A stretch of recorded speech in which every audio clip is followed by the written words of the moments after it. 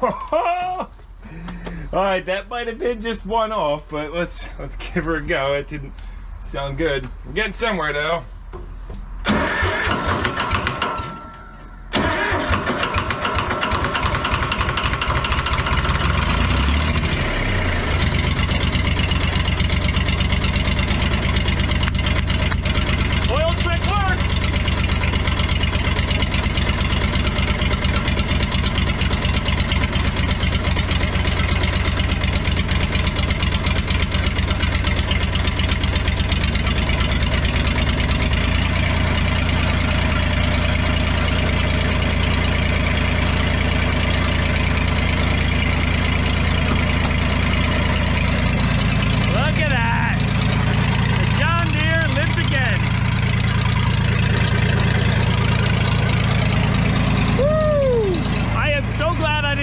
When I saw that no compression, you know, the oil trick is what did it. Yeah, she needs a rebuild, but let's get these hydraulics moving and try to not blow our face out with hydraulic oil again.